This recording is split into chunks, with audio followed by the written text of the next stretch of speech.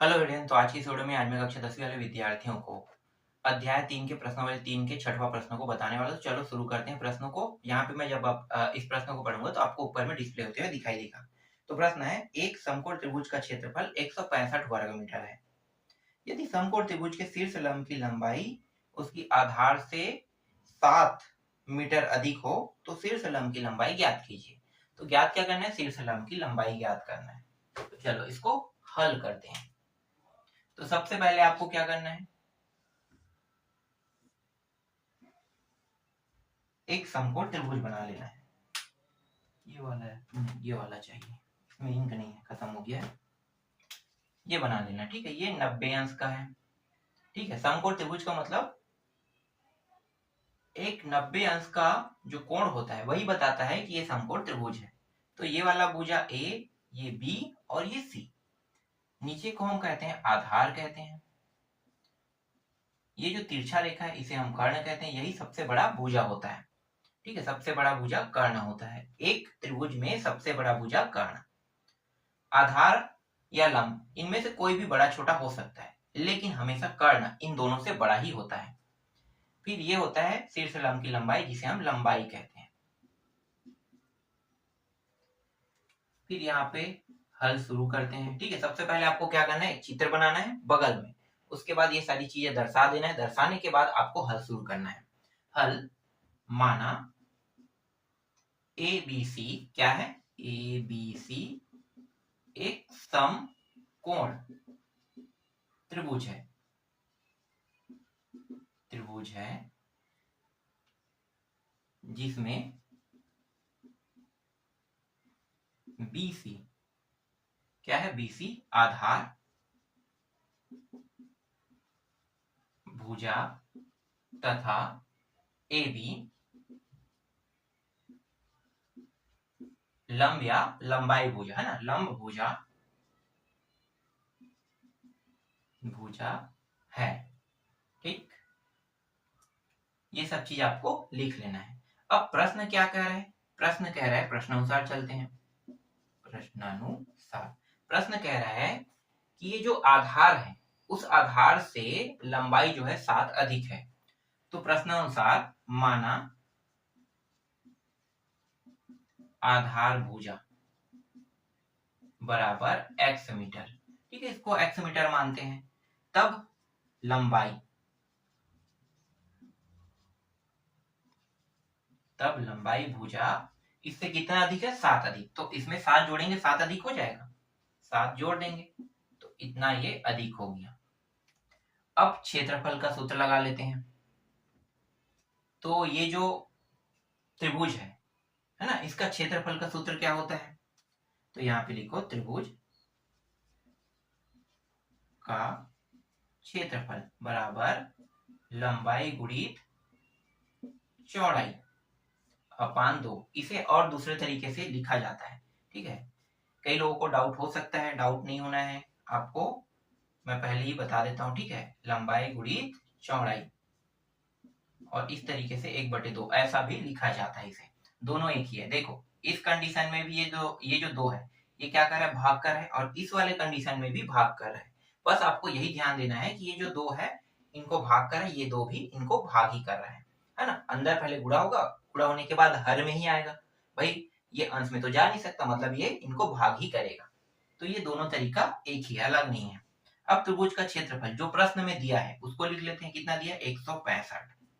लंबाई, लंबाई ये है x प्लस 7 और यहाँ पे क्या गुणा हुआ है, फिर x और नीचे में कितना है? 2। ये जो 2 नीचे में है इसको नंबर के साइड ले आते हैं, क्योंकि यहाँ भी नंबर यहाँ भी नंबर है। तो जैसे यहाँ पे अगर ये 2 गुणा में होता तो ऊपर से क्या होता? नीचे में आता, वैसे ही नीचे से ये ऊपर आएगा। तो 165 गुणित 2 बराबर यहाँ पे क्या बचेगा? लंबाई प्लस मतलब x प्लस 7 गुणित x बचेगा। तो इन दोनों को भी गुणा कर देते हैं। तो इनका गुणा करेंगे तो ये हो जाएगा x का वर्ग, चलो इसे हटा दो, x का वर्ग फिर प्लस 7x हो जाएगा, ठीक है। यहाँ पे कोष्टक में लगा रहा हूँ, कोष्टक लगाने की जरूरत नहीं, हटा देते हैं। इनको हल करते हैं तो ये हो जाएगा 5 दूनी 10, एक हासिल, 6 दूनी 12 और एक 13 का 3, फिर एक हासिल और ये हो गया 2 एकम 2 और 1 3, 330 आ रहा है। एक्स वर्ग 7x, ठीक है, जमा के लिख लो अभी से। तो ये x का वर्ग प्लस 7x, ये उस साइड चला जाएगा तो ये हो जाएगा माइनस 330, या फिर पहले बराबर में लिख लो इस तरीके से, है ना, बराबर में। अब इसे अंदर ले आते हैं तो ये क्या हो जाएगा माइनस, फिर इस साइड क्या बचेगा 0, ठीक। अब इनका क्या करेंगे, गुणनखंड करेंगे। तो चलो बगल में कर देते हैं, यहाँ पे x का वर्ग प्लस 7x, यहाँ पे देखो क्या मान दिया है 7x। 7x को इस प्रकार से हमें तोड़ना है कि जब जोड़े या घटाएं तो 7x प्राप्त होना चाहिए, है ना, और इन्हीं दोनों के जो नंबर जो जोड़े घटाए वाले जो नंबर प्राप्त हो रहा है ना, उन्हीं नंबरों का गुणा करें तो इतना प्राप्त होना चाहिए। तो क्या करेंगे, इनका निकालना इतना आसान तो नहीं लग रहा है, हमें पता नहीं चला ये नंबर बड़े पीछे का नंबर बड़ा है, तो इसके लिए आपको एक तरीका उपयोग में लाना चाहिए। कौन सा, गुणनखंड 330, ठीक है। ये एनसीईआरटी बुक का नियम है, मतलब एनसीईआरटी बुक में बहुत बड़े बड़े नंबर होते हैं, 5000, 6000, 10,000, और ये वाला नंबर भी बहुत बड़ा होता है, तो उसको हम लोग इसी तरीके से निकालते हैं। आप लोगों का तो एससीईआरटी है, सीजी बोर्ड का, अगर आप लोग भी एनसीईआरटी क्लास में पढ़ाई करते हैं, एनसीईआरटी बुक को पढ़ते, तो आप लोगों को भी यही नियम पढ़ने को मिलता, ठीक है। तो चलो हल करते हैं, सबसे छोटे नंबर से पहले करेंगे तो 2 से करते हैं। 2 एकम 2, ये हो गया 1 और 3 बच रहा है ना, मतलब 13, तो 2 छक्के 12, फिर 1 5 2 पंचे 10, फिर 2 से हो जाएगा, नहीं होगा, 3 से जाएगा इस बार, 3 से 3 पंचे और 3 पंचे, अब ये 3 से नहीं जाएगा, 5 से जाएगा, 5 एकम 5 एकम, अब 11 से जाएगा, 11 एकम, ठीक है। अब देखो यहाँ पे 4 नंबर दिया है, तो हमें क्या करना है, हमें ये देखना है कि इनमें से कितने नंबरों का हम उपयोग करके यहाँ पे 7x ला सकते हैं। तो 7x लाना है, तो देखो अगर मैं 5 या 15 और 11 दूनी 22 अगर ऐसे करता हूँ, ध्यान देना, दो नंबर का यूज कर रहे हैं ना, दो नंबर का यूज कर रहे हैं, तो 11 दूनी अगर मैं 22 करता हूँ और घटा देता हूँ 15, 5 तिया कितना होता है 15, इसको घटाएंगे तो कितना आ रहा है 7 आ रहा है कि नहीं आ रहा है, तो ये प्लस में रहेगा 22 और माइनस 15 7 में रहेगा, तभी कितना आएगा, तभी ये 7x आएगा, और ये सभी गुणनखंड से ही प्राप्त नंबर है, तो मतलब 100% ये 330 ही आएगा। आप गुणा करके भी देख लो, इन दोनों का गुणा करोगे तो सेम 330 ही आएगा, मतलब ये गुणनखंड से प्राप्त नंबर है, इसलिए हमें इसे मैच करने की जरूरत नहीं है, लेकिन ये वाला जो नियम है वो सही लगाना पड़ेगा। तो नियम सही लगाएंगे तो क्या करना पड़ेगा, ये प्लस ये माइनस, तभी ये क्या होगा 7 आएगा, ठीक है। चलो अब 22 को x, जो 22 दिया हुआ है उसको प्लस में रखना है, उसको माइनस में, तो ये रहा 22x माइनस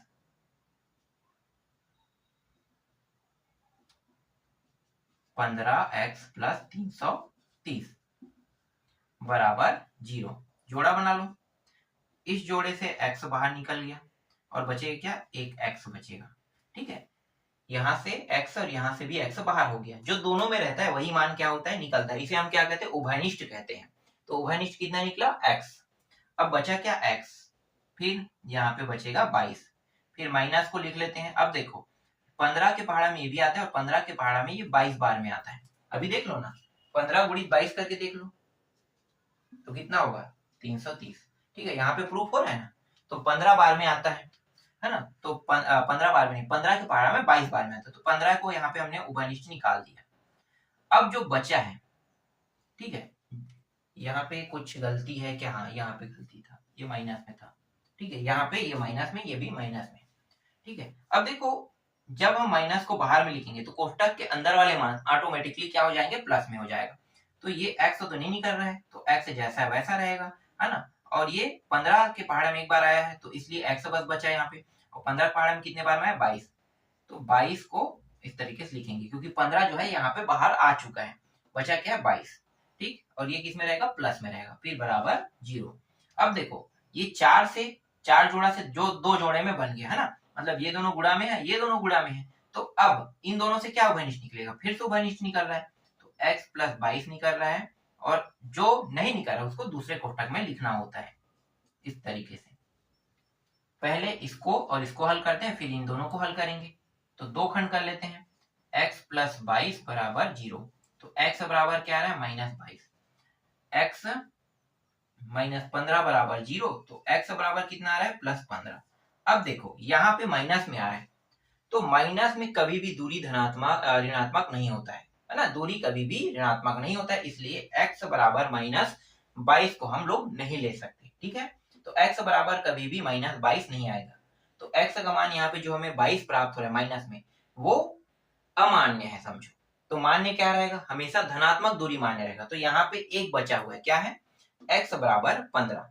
तो x बराबर यहाँ पे 15 आ रहा है, यही क्या है, मान्य है।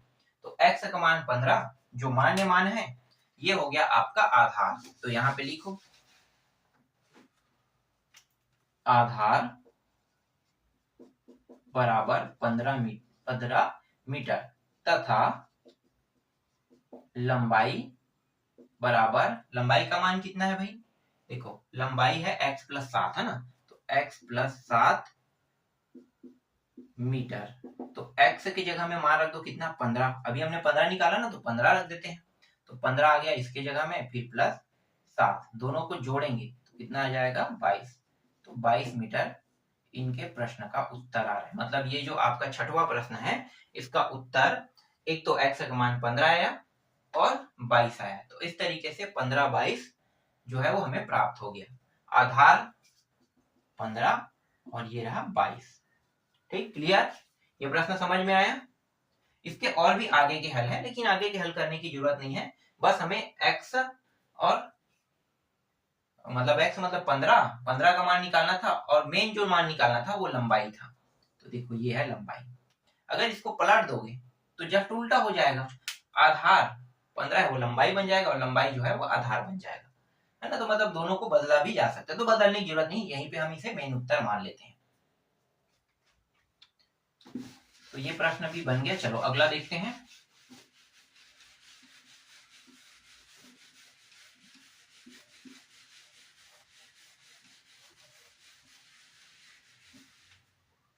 अगला कौन सा है, 7वां प्रश्न है ना। 7वां प्रश्न देखो, फल की एक आयताकार क्यारी का परिमाप 76 मीटर तथा लंबाई नहीं क्षेत्रफल 357 वर्ग मीटर है। क्यारी की लंबाई तथा चौड़ाई ज्ञात कीजिए। लंबाई और चौड़ाई ज्ञात करना है। तो चलो इसको हल करते हैं। तो सबसे पहले क्या करेंगे, एक आयत बना लेंगे। ठीक है, तो एक आयताकार क्यारी का जिक्र किया था, ये क्या है, एक आयत है, ये वर्ग जैसा दिखाई दे, थोड़ा सा और लंबा कर लो, अब आयत जैसे दिखाई देगा। ये वाला भुजा क्या है, लंबाई है, इसे हम क्या कहते हैं, चौड़ाई। ये क्या है, लंबाई और ये चौड़ाई। ठीक है, तो दो भुजा लंबाई रहता है, दो भुजा चौड़ाई। जितना ये वाला चौड़ाई उतना ये भी होगा। मान लो यहाँ से यहाँ की दूरी 5 मीटर है, तो यहाँ से यहाँ की दूरी भी 5 मीटर। ये अगर 10 मीटर है तो नीचे वाला भी 10 मीटर ही रहेगा। ठीक है, तो एक आयत के आमने सामने के भुजा बराबर होता है। देखो इसके आमने, ये आमने हो गया, है ना, मतलब एक आमने सामने कह सकते हो। तो आमने सामने के भुजा बराबर, यहाँ भी वैसे ही आमने सामने के भुजा बराबर रहते हैं। लंबाई लंबाई बराबर, चौड़ाई चौड़ाई बराबर होता है। अब इन सभी को जोड़ दिया जाए, लंबाई प्लस, देखो स्टार्टिंग कहां से करें, लंबाई, फिर चौड़ाई, फिर इस वाले लंबाई को लिखेंगे, फिर इस वाले चौड़ाई को लिखेंगे। ठीक है, तो कितना हो जाएगा, लंबाई लंबाई, 2 लंबाई फिर प्लस 2 चौड़ाई, होगा कि नहीं। अब इन दोनों में से उभयनिष्ठ क्या निकल सकता है, 2 निकल सकता है। तो लंबाई प्लस चौड़ाई, उभयनिष्ठ निकल गया। तो देखो ये जो परिमाप का सूत्र है, परिमाप है ना, परिमाप ही हम लोग बता रहे हैं अभी। तो परिमाप जो 76 मीटर दिया हुआ है, तो ये चारों लंबाई चौड़ाई के योग है। तो इसके योग के बराबर कितना है, 76 मीटर है। तो ये अभी मैंने आपको परिमाप को बताया कि परिमाप का सूत्र कैसे बना होगा, इस तरीके से। इसके बराबर 76 मीटर हमें लेके चलना है। ठीक, तो सबसे पहले आपको इस तरीके से चित्र बना लेना है, जिससे आपको ये कंफर्म हो जाएगा कि लंबाई चौड़ाई से परिमाप कैसे बनता है। तो ये परिमाप का फार्मूला है। ठीक, तो परिमाप का फार्मूला हो गया। अब हल करते हैं। ठीक है, इस प्रश्न में निकालना क्या है, लंबाई और चौड़ाई। ठीक है, तो लंबाई और चौड़ाई निकालना है। तो यहाँ पे दिया क्या है, कुछ दिया है क्या, जो दिया है उसको देख लेते हैं। परिमाप का मान दिया है और क्षेत्रफल का मान दिया है, उसको लिखने की जरूरत भी नहीं है, सीधा लिखो माना। माना आयत, यहाँ पे आयत लिख लो, माना आयत की चौड़ाई बराबर x तथा आयत की लंबाई को लंबाई ही रखते हैं, ठीक है। यहाँ पे कोई बदलाव नहीं करेंगे, लेकिन यहाँ पे इसे x मान रहे हैं। ऐसा क्यों कर रहे हैं, यहाँ पे इसे क्यों बदलाव नहीं कर रहे हैं? इसलिए नहीं कर रहे हैं क्योंकि प्रश्न में सिर्फ लंबाई चौड़ाई को निकालने के लिखा है, और ये नहीं कहा है कि जो चौड़ाई है वो लंबाई से ज्यादा है। इसमें बताया नहीं कि लंबाई चौड़ाई से ज्यादा है करके, बताया नहीं, इसलिए लंबाई को लंबाई रख रहे हैं, ठीक है। अब आयत का क्षेत्रफल का सूत्र लगा देते हैं। अब प्रश्नानुसार चलेंगे। आयत, मैं यहाँ पे आयत कह रहा हूँ ना, एक आयताकार क्यारी लिख लेना हर बार, ठीक है। आयत का क्षेत्रफल बराबर, या आयताकार क्यारी का क्षेत्रफल, यहाँ भी आयताकार क्यारी की चौड़ाई लिख लेना, आयताकार क्यारी की लंबाई लिख लेना, ठीक है। तो यहाँ पे आयताकार क्यारी का क्षेत्रफल लंबाई गुणित चौड़ाई। देखो लिखने का मतलब ये कि सिर्फ आप लिख सकते हो ना, लेकिन सूत्र जो है वो बिल्कुल बदलेगा नहीं, ठीक है। सूत्र बिल्कुल भी नहीं बदलेगा। आयत है, आयत का हमें पता है सूत्र यही होता है। अब मैं यहाँ पे इसे आयताकार क्यारी कहूँ या फिर आयताकार डिब्बा कहूँ, है ना, जो प्रश्न में कहे उसके हिसाब से चल रहा है, लेकिन क्षेत्रफल तो यही रहेगा, तो बदलाव कहीं पे भी नहीं होगा। चलो, आयताकार क्यारी या आयत का क्षेत्रफल का जो मान प्रश्न में दिया है, कितना दिया हुआ है, 357 दिया है, और लंबाई को हमने क्या माना है, x, और चौड़ाई नहीं सॉरी, लंबाई को जैसा वैसा रखना है, और चौड़ाई को हमने क्या माना है, x माना है। तो ये हो गया 357, ये जो x इस साइड आ जाएगा, तो ये ऊपर से क्या आएगा, नीचे, है ना, ये गुणा में है, तो ये 357 को क्या करेगा, भाग करेगा। तो लंबाई का मान कितना निकल गया, इतना आ गया, ठीक। लंबाई का मान ये आ गया। अब क्या करेंगे, परिमाप के सूत्र को यूज करेंगे। परिमाप का सूत्र ये है ना, तो लिखो परिमाप का सूत्र, परिमाप बराबर 76, ठीक है। ये दिया हुआ है, परिमाप बराबर 76 दिया हुआ है। तो आयताकार, यहाँ पे मैं लिख लेता हूं, आयताकार क्यारी का परिमाप, ठीक है। तो परिमाप का सूत्र क्या है, 2 लंबाई प्लस चौड़ाई बराबर 76। इस तरीके से 2 लंबाई का मान क्या है, ये है 357 बटे x, फिर ये रहा चौड़ाई, और चौड़ाई का मान भी, हाँ सॉरी, यहाँ पे चौड़ाई का मान कितना है, x है, यहाँ भी x रख लेते हैं, और ये रहा 76, बगल में हल कर लेते हैं, ठीक है। तो ये जो 2 है, देखो गुणा के रूप में है, तो अगर मैं इसको उस पार भेजूंगा बराबर की इस पार यहाँ पे, तो 76 को ये क्या करेगा, भाग करेगा, तो यहाँ पे बचेगा क्या, 357 बटे x प्लस x बराबर 76 बटे 2, 2 एकम, इसको भाग दे देते हैं, 2 तिया और 2 अट्ठे, 38 बार में चला जाएगा। अब देखो यहाँ पे कुछ नहीं है, मतलब क्या है, एक है, हर में एक है, कुछ नहीं मतलब हर में एक है, तो जब तक के हर बराबर नहीं होगा तब तक ये जोड़ नहीं सकता, तो जोड़ देते हैं। तो जोड़ने का नियम क्या है कि यहाँ पे x है, अगर यहाँ पे ऊपर नीचे मैं गुणा कर दूं तो हर बराबर हो जाएगा, तो 357 प्लस x हो जाएगा। देखो ये x और x क्या होगा, x का वर्ग, है ना, यहाँ भी x और यहाँ भी x से गुणा करना है, तो ये x का वर्ग हो जाएगा, और इसके साथ x से गुणा करेंगे तो ये x हो जाएगा। x और x दोनों हर बराबर है, मतलब इसे एक बार लिखा जाता है, ठीक। और ये रहा 38, तो 357 प्लस x का वर्ग, और देखो ये x है, इसके साथ गुणा कर देते हैं, नीचे में है, ये कहाँ जाएगा, ऊपर में, है ना, जैसे ऊपर से नीचे आता है वैसे नीचे से ऊपर भी चला जाता है, ये इस तरीके से। अब ये जो 38x है इसको अंदर ले आते हैं, और जमा के भी लिखेंगे, x के वर्ग को आगे में लिख दो, इसके बाद क्या आता है, एक घात वाला, तो ये एक घात वाला है, और इस साइड आने पर क्या हो जाएगा, माइनस, तो ये 38x माइनस फिर प्लस 357 बराबर 0। अब क्या करना है, गुणनखंड करना है। गुणनखंड करने का तरीका क्या है, भाई मैं आपको फिर से बता देता, देखो नंबर अगर बड़ा हो और आपको पता नहीं चल रहा है कि कैसे गुणनखंड करना है, तो आपको ये वाला नियम उपयोग में लाना है। 3, 5, 7, सबसे पहले सबसे छोटे संख्या से करना है, ये इकाई अंक 7 है, तो 2 से नहीं जाएगा, फिर 3 से तो जा ही सकता है, 3 एकम 3 एकम, और ये हो गया 2, 3 या 27, ठीक है। अब ये 3 से नहीं जाएगा, ठीक है, बड़े संख्या क्या, 4 से तो जा ही नहीं सकता, 5 से भी नहीं जा सकता, इकाई अंक 5 नहीं है, 6 से भी नहीं जाएगा, क्योंकि 6 जो है वो सिर्फ सम संख्या वाले को भाग कर सकता है, तो 7 बचा है, तो 7 से ये जा रहा है, तो 7 से एक बार में, और 4 और 9, 37, 49, फिर 17 एक बार में। तो देखो हमें क्या लाना है, दोनों संख्याओं को माइनस में रखना है, और दोनों संख्याओं को अगर जोड़ेंगे तो 38 आना चाहिए, और दोनों संख्या जो माइनस में गुणा होके प्लस आ रहा है यहाँ पे, ठीक है। तो हमें क्या करना है, इन सभी संख्याओं को लेकर जोड़ने वाले नियम से हल करना है। तो देखो अगर मैं 7 या 21 करता हूं, ठीक है, 21 और -17, तो कितना आ जाएगा, -38 आना चाहिए। 7 और 1 8 आ रहा है ना, 8 आ गया। अब देखो 1 और 2 3 आ गया, तो -38 आ रहा है। ठीक है, यहाँ भी x लगा देंगे, यहाँ भी, तो ये क्या हो गया, x आ जाएगा। तो ये मान प्राप्त हो रहा है कि नहीं, हो रहा है ना।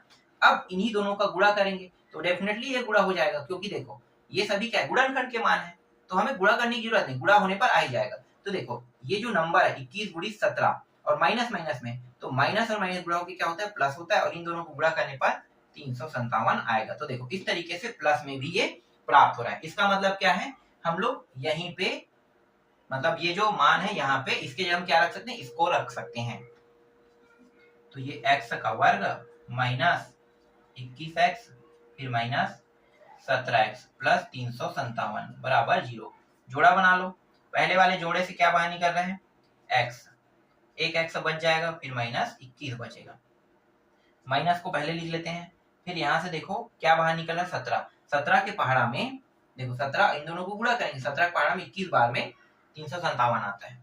तो यहाँ पे 17 को बाहर निकाल लेते हैं, ठीक है, और ये x बचेगा। और देखो ये किस में है, प्लस में है, तो प्लस में है, तो मैंने अभी आपको बताया ना, अगर माइनस को हम बाहर, माइनस को इस तरीके से लिखते हैं तो कोष्टक के अंदर के मान जस्ट अपोजिट लिखा जाएगा। ये माइनस में था इसलिए x प्लस में आ गया, और ये प्लस में इसलिए ये हो जाएगा माइनस में। और ये 17 के पहाड़ा में 22 बार में, तो 17 तो बाहर निकल गया उभयनिष्ठ के रूप में, तो 22 बचेगा। तो यहाँ पे 22 हम लोग लिख देंगे, फिर बराबर 0। ठीक, अब थोड़ा सा और हल है, उसको बगल में कर लेते हैं। देखो इन दोनों में से उभयनिष्ठ क्या निकलेगा, सॉरी 22 ने 21 आएगा, है ना, 21 बार में आता है, तो 21 को निकाल देते हैं, तो x माइनस 21 निकल गया, और जो बचा है उसको दूसरे कोष्टक में, तो x माइनस 17, ठीक है, बराबर 0। तो यहाँ पे दो खंड कर लेते हैं, x माइनस 21 बराबर 0, तो x बराबर 21, इसमें प्लस में प्राप्त हुआ, ठीक है। अब दूसरा x बराबर कितना प्राप्त हो रहा है, ये उस पार चला जाएगा तो 17। तो देखो x का मान एक बार 21 आ रहा है और x का मान एक बार 17 आ रहे हैं, ठीक है। तो x के दो मान यहाँ पे प्राप्त हो रहे हैं। अब दो मान प्राप्त हो रहे हैं मतलब लंबाई के भी दो मान और चौड़ाई के भी दो मान प्राप्त होगा। तो पहली बार अगर हम लोग इसको हल करते हैं, देखो इसको मैं मिटा देता हूँ, इसको मिटा देता हूँ, ठीक है। तो देखो यहाँ पे पहली बार आयत नहीं, आयताकार क्यारी, तब नियम नंबर 1, ठीक है, नियम 1 के तहत, ठीक है, ये नियम 1 है, दो नियम यहाँ पे लागू हो रहे हैं। आयताकार क्यारी की चौड़ाई को अगर हम लोग 17 रखते हैं, ठीक है, 17 रखते हैं, 17 मीटर, तब इसी आयताकार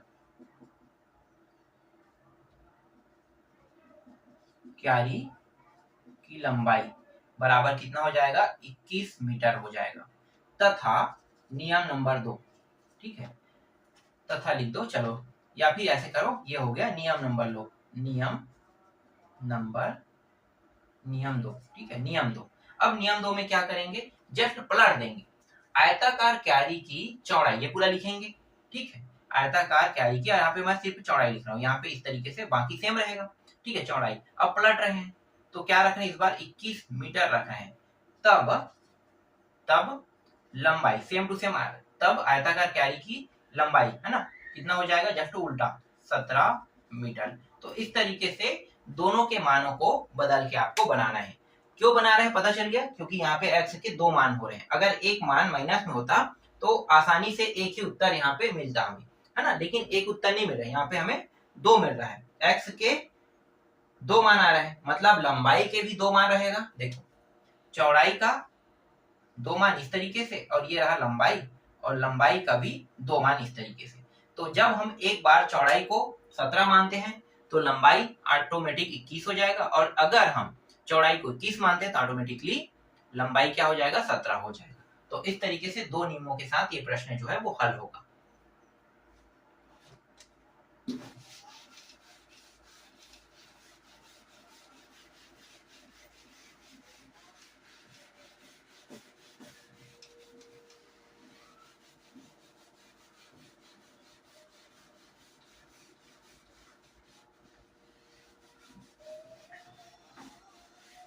किसी ने मुझे कमेंट करके कहा था कि मेरा ब्लैक बोर्ड खराब है, जबकि ये जो डस्टर है ये खराब है। यहाँ पे क्या होता है, यहाँ पे ये जो मार्कर है ना, इसका जो इंक है यहाँ पे अगर फंस जाता है तो ये मिटने में दिक्कत करता है, और अगर मैं इसको साफ कर देता हूँ तो ये आसानी से मिटने लगता है। तो कुछ हद तक तो खराब है, बहुत कम मात्रा में, ज्यादा खराब नहीं हुआ है, लेकिन ये डस्टर जो है पूरी तरीके से खराब है, तो इसको निकालना पड़ता है, तब ये सही होता है। चलो अब अगला प्रश्न देखो। अगला आपका 8वां प्रश्न है। एक आयताकार पार्क का क्षेत्रफल 100 मीटर, पार्क की लंबाई उसकी चौड़ाई से 15 मीटर अधिक है। देखो आयताकार पार्क का क्षेत्रफल की बात कर रहा है ना, 100 मीटर है, और पार्क की लंबाई चौड़ाई से कितना अधिक है, 15 मीटर अधिक है। पार्क के चारों ओर तार की जाली तथा घेरा लगवाया जाना है। यदि एक वर्ग मीटर तार की जाली की कीमत 5 रुपए, तब पार्क के चारों ओर तार की जाली लगाने की लागत ज्ञात कीजिए। चलो इसको हल करते हैं। ये प्रश्न भी बहुत ही आसान है। सबसे पहले तो हम लोग आयत बना लेते हैं, सेम ये भी हल होगा, है ना। देखो ये हो गया, ये आपका लंबाई, ये चौड़ाई और ये चौड़ाई, और ये जो घेरा है यही घेरा है, समझो फेंसिंग करना है। और एक वर्ग मीटर का कितना है, 5 रुपया है। वर्ग मीटर भी नहीं, एक मीटर की कीमत, मीटर है क्या बोला है अभी देखना पड़ेगा मुझे, क्या है, हाँ वर्ग मीटर तार की जाली है ना, तार की जाली का कीमत बता रहा है, कितना है, 5 रुपये। तो चलो पहले इसको हल कर लेते हैं। तो परिमाप का सूत्र आपको पता चल गया,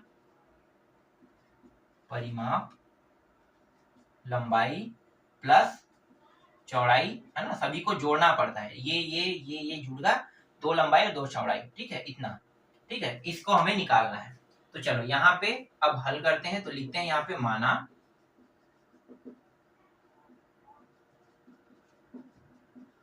आयताकार पार्क की चौड़ाई, ठीक है, पहले चौड़ाई को मानेंगे, चौड़ाई को हम लोगों ने माना x मीटर, तथा सेम टू सेम यही लिखेंगे, आयताकार पार्क की लंबाई, सीधा स्किप करो, और जो लंबाई है वो चौड़ाई से कितना अधिक है, 15, तो चौड़ाई है x, है ना, इससे 15 अधिक है, तो 15 अधिक मतलब जोड़ दो, ये रहा, ठीक है। अब प्रश्नानुसार हल करते हैं। क्षेत्रफल आयताकार पार्क का क्षेत्रफल बराबर लंबाई गुणित चौड़ाई। आयताकार पार्क का क्षेत्रफल इस प्रश्न में दिया हुआ है 100 मीटर, 100 है, लंबाई को हमने x माना है और चौड़ाई को x प्लस 15 माना है। तो ये 100 और इन दोनों को गुणा तो x वर्ग और ये 15x हो जाएगा। इसको उस पर ले जाएंगे तो इसको 0 लिखेंगे, और ये x का वर्ग प्लस 15x माइनस 100, जमा के लिख लो। अब 0 को उस पर, इन दोनों को तो जमा के लिखेंगे तो कोई भी मान बदलता नहीं है ना, मतलब कहीं पे चिन्ह का बदलाव नहीं होता है, बस आगे पीछे होगा। तो ये x वर्ग फिर 15x माइनस 100 बराबर 0, ठीक है। अब इस 15 को इस तरीके से 2 हिस्सों में तोड़ना है, तोड़ने पर हमें कितना प्राप्त होना चाहिए, 100 प्राप्त होना चाहिए, ठीक है। तो चलो इसको हल कर लेते हैं।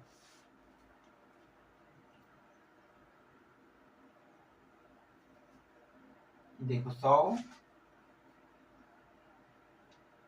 जोड़े घटाए में, चलो यहाँ पे इस तरीके से 100, तो 2 से पहले करते हैं, ठीक है। थोड़ा सा यहाँ पर डाउटफुल है, इसलिए ये वाला तरीका आपको बता रहा हूँ, है ना। तोड़ना अगर आ रहा है तो तोड़ सकते हो, तो जो डाउट है उसे क्लियर कर लेते हैं। फिर 25, फिर 5, फिर 5, फिर 5, देखो ये हो गया। अब हमें इस तरीके से लेना है कि ये हो रहा है 5 दूनी 10, है ना, और जोड़ना है हमें।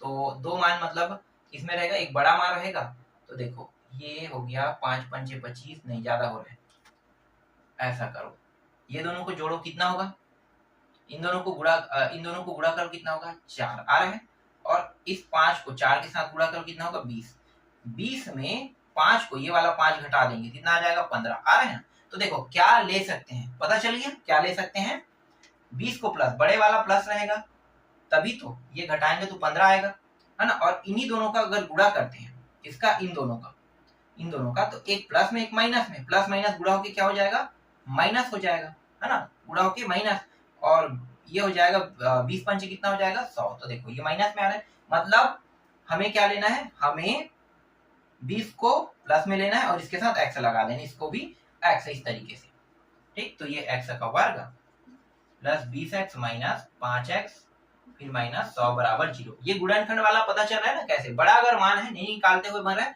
तो आपको यहाँ पे थोड़ा सा इस तरीके से हल करना है, फिर ट्रिक लगाना है और देखना है कि हाँ यहाँ पे क्या है प्लस में और ये वाला लाइन किस में है, उसके हिसाब से आपको जोड़ना है घटाना है, पता चल जाएगा। फिर यहाँ पे दो नंबरों को ऐड करना है, ठीक है, सही से। जैसे मैंने दिमाग लगाया कि हाँ मुझे कितना लाना है, 15 लाना है, तो मैंने कहा इन दो दोनों 4 और ये 5 20 करेंगे और ये 5 घटा देंगे तो कितना आ जाएगा 15। तो ये तरीका मैंने यहाँ पे यूज किया है, ठीक। और डायरेक्ट अगर आपको पता है कि ये तरीका यूज करना है, 15 को कैसे दो हिस्सों में तोड़ना है तो आपको पता है तो डायरेक्ट रख देना, ठीक है। अगर आपके पास कोई आइडिया नहीं तब आपको इन तरीकों का उपयोग करना है। तो इस जोड़ा से x निकल रहा है, एक x बचेगा और 20 बचेगा, ठीक है। यहाँ पे माइनस तो पहले लिख लेते हैं, ठीक है।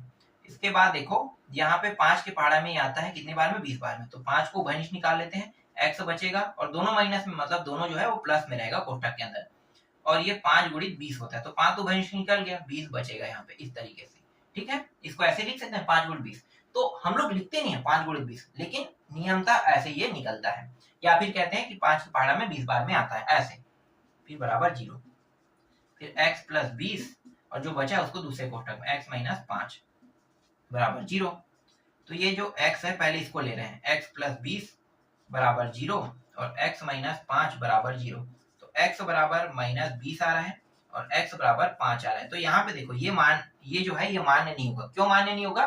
क्योंकि ये जो मान है ये माइनस में आ रहा है और कभी भी दूरी ऋणात्मक में नहीं होती, इसलिए ये अमान्य है। आपको लिख के बताना है तो बता सकते हो। लिख के क्या बताना है यहाँ पे कि x के मान माइनस 20 जो है वो हमें प्राप्त हो रहा है, जो ऋणात्मक पे प्राप्त हो रहा है, और ऋणात्मक में कभी भी दूरी प्राप्त नहीं होता, इसलिए ये अमान्य है।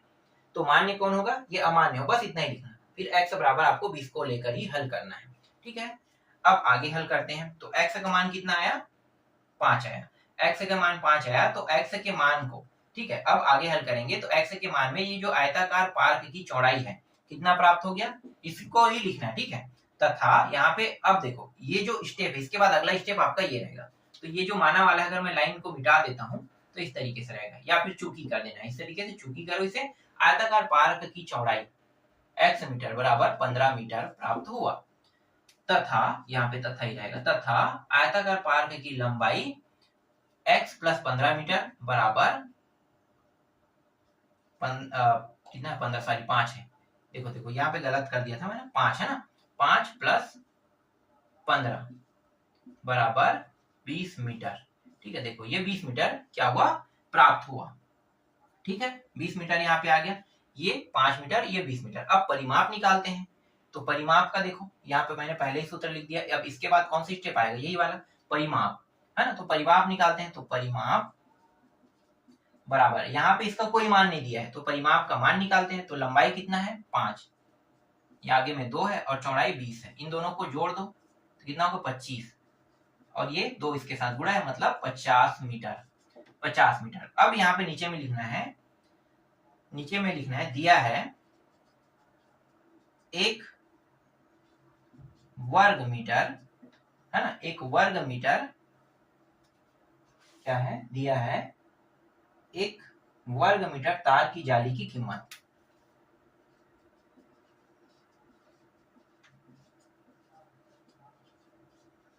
कीमत 5 रुपये, 5 रुपये है, तथा तथा तथा 50, ठीक है, ये क्या है 50 है, तो 50 मीटर, 50 मीटर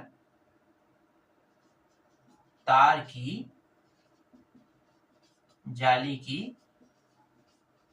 कीमत बराबर 50, एक का 5 रुपया, तो 50 का क्या होगा 50 गुणित 5, तो ये 5 पंचे 25, 250 रुपये होगा, ठीक है। इस तरीके से ये रहा आपके प्रश्न का उत्तर।